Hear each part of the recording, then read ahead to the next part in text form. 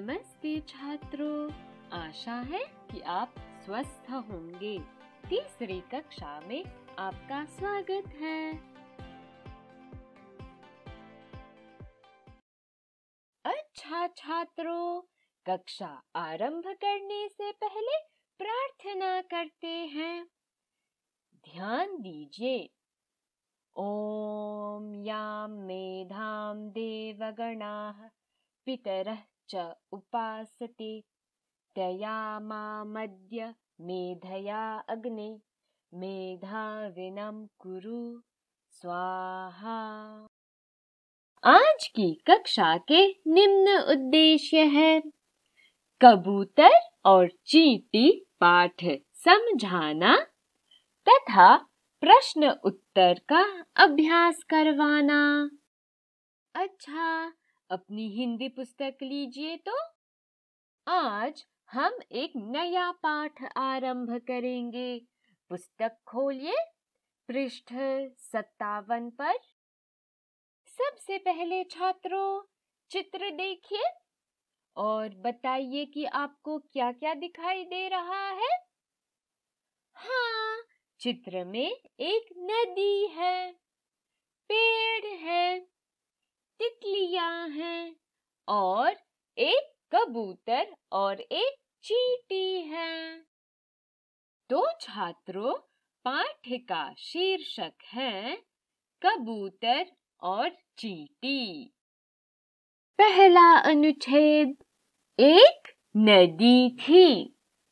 नदी के किनारे एक वृक्ष था। फिर से पढ़िए।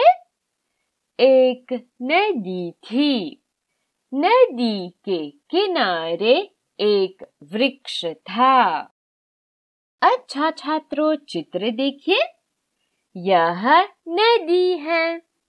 नदी के लिए एक दूसरा शब्द बताइए तो। सरिता। अक्षरी कीजिए। स र छोटी ई की मात्रा ट आ सरिता। पर्यायवाची शब्द दोहराइए। नदी सरिता। वृक्ष का समान शब्द सोचिए। हाँ, पेड़। बोलिए वृक्ष पेड़। अच्छा, आगे बढ़ते हैं। अगला वाक्य। वृक्ष पर एक कबूतर रहता था। फिर से। वृक्ष पर एक कबूतर रहता था।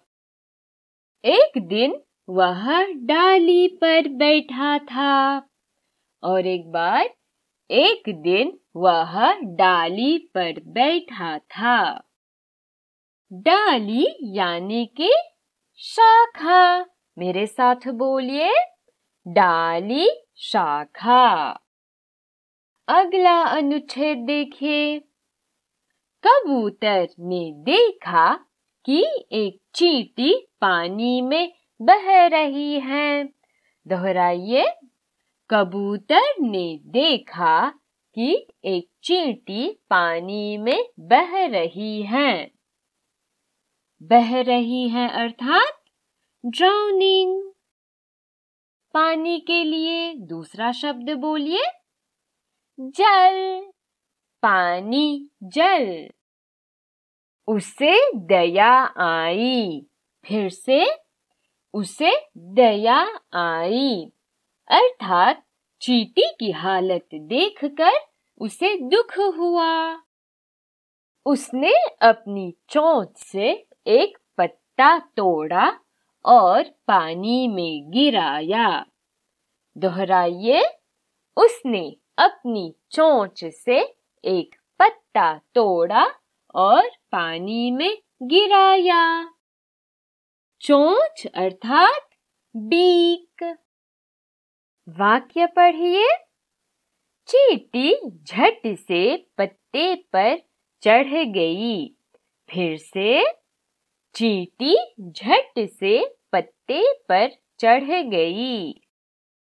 पत्ता बहकर नदी के किनारे चला गया। चींटी की जान बच गई। दोहराइए। पत्ता बहकर नदी के किनारे चला गया। चींटी की जान बच गई। बच्चों, जान के लिए दूसरा शब्द है प्राण। अक्षरी कीजिए। प्र आ न प्राण। बोलिए जान प्राण। अगला वाक्य। उसने दयालु कबूतर से कहा, मित्र, जान बचाने के लिए धन्यवाद। दोहराइए। उसने दयालु कबूतर से कहा, मित्र, जान बचाने के लिए धन्यवाद। चलिए पृष्ठ पलटिए तो। पृष्ठ 58 पर आइए। अनुच्छेद देखिए। कुछ दिन बाद एक बहेलिया उसी वृक्ष के पास आया। फिर से। कुछ दिन बाद एक बहेलिया उसी वृक्ष के पास आया। दोस्तों, बहेलिया कौन है? क्या आपको पता है? चित्र देखकर समान शब्द बताइए। हाँ, शिकारी। अक्षरी कीजिए। श छोटी ई की मात्रा, क आ र बड़ी ई की मात्रा, शिकारी। बोलिए बहेलिया शिकारी। उसने वृक्ष पर कबूतर को देखा। फिर से। उसने वृक्ष पर कबूतर को देखा। कबूतर को मारने के लिए उसने धनुष उठाया। दोहराइए। कबूतर को मारने के लिए उसने धनुष उठाया। चित्र देखिए। यह एक धनुष है। ठीक? इससे शिकारी शिकार करता है। उसने धनुष पर बाण चढ़ाया। पास ही चींटी सब कुछ देख रही थी। फिर से। उसने धनुष पर बाण चढ़ाया।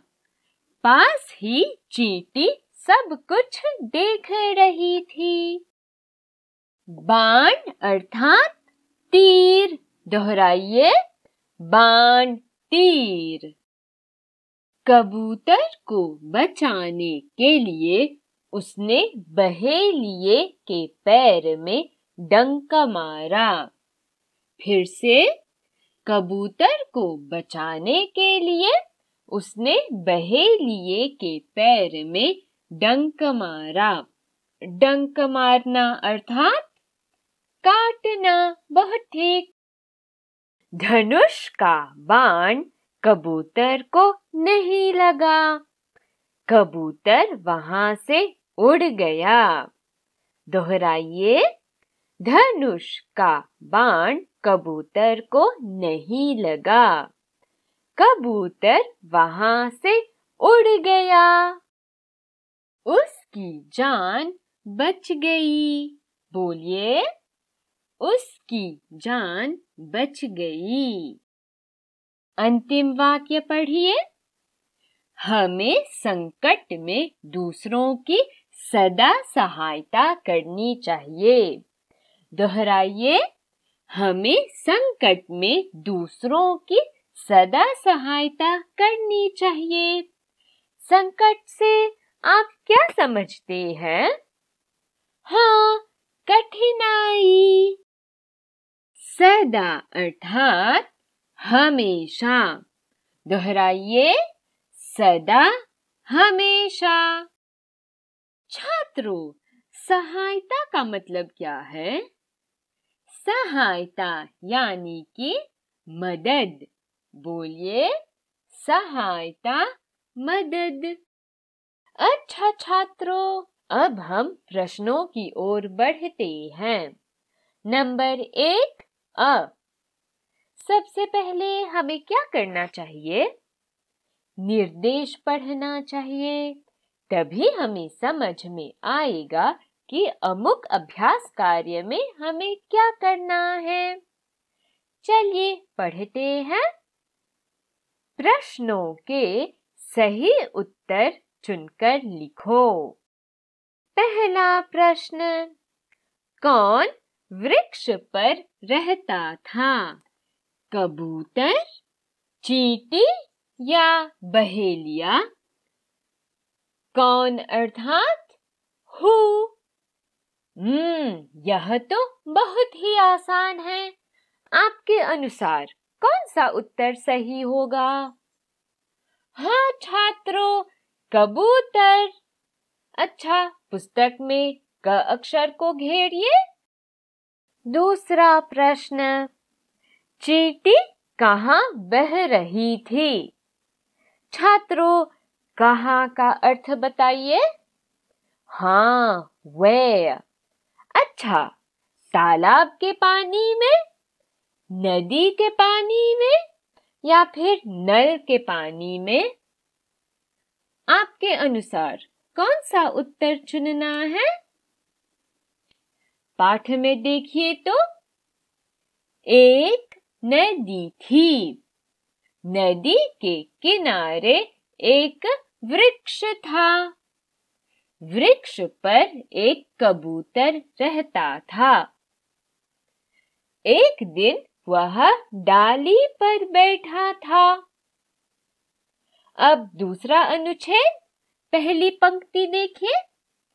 कबूतर ने देखा कि एक चींटी पानी में बह रही है। आपको उत्तर मिला? हाँ छात्रों, नदी के पानी में। सही उत्तर ख अक्षर को घेरिए तो। तीसरा प्रश्न देखिए। किसने धनुष पर बाण चढ़ाया? मित्र ने, पक्षी ने या बहेलिये ने? अच्छा, अब आप स्वयं उत्तर ढूंढिए। क्या आपको उत्तर प्राप्त हुआ? बताइए तो। हाँ दोस्तों, बहेलिये ने। एकदम सही जवाब। चलिए अंतिम प्रश्न देखते हैं। अंतिम प्रश्न, हमें कब दूसरों की सहायता करनी चाहिए? संकट में, सुख में या खुशी में? उत्तर सोचकर बताइए। चलिए अंतिम पंक्ति पढ़िए तो। हमें संकट में दूसरों की सदा सहायता करनी चाहिए। उत्तर मिला? हाँ छात्रों, संकट में। उत्तर का घेरिए। चलिए बच्चों, अब हम दूसरे प्रश्न की ओर बढ़ते हैं। नंबर 1 आ देखिए। निर्देश पढ़ते हैं। इन प्रश्नों के उत्तर खाली जगहों में लिखो। पहला प्रश्न, कबूतर ने किससे पत्ता तोड़ा? किससे अर्थात with what? अच्छा छात्रों, मिलकर उत्तर खोजते हैं। पाठ में देखिए। दूसरा अनुच्छेद, क्या आपको उत्तर दिखाई दिया? तीसरा वाक्य पढ़िए तो। उसने अपनी चोंच से एक पत्ता तोड़ा और पानी में गिराया। अच्छा, अब उत्तर लिखते हैं। कबूतर ने से पत्ता तोड़ा।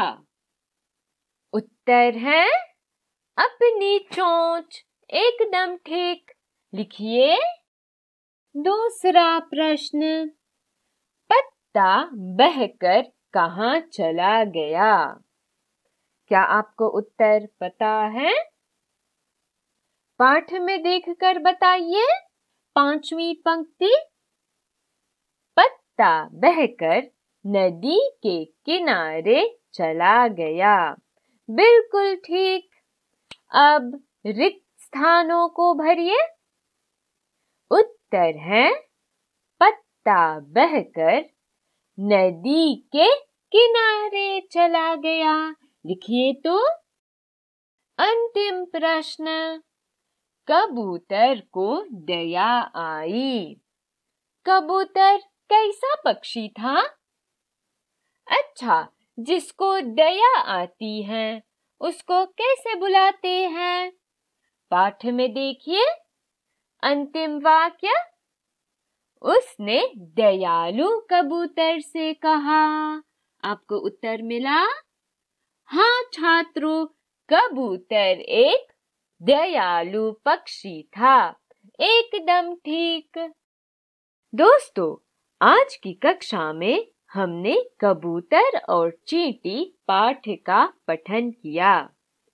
इसके बाद हमने प्रश्न उत्तर का अभ्यास कार्य पूरा किया। आज की कक्षा यहीं पर समाप्त करते हैं। इससे पहले आज की सीख देखिए।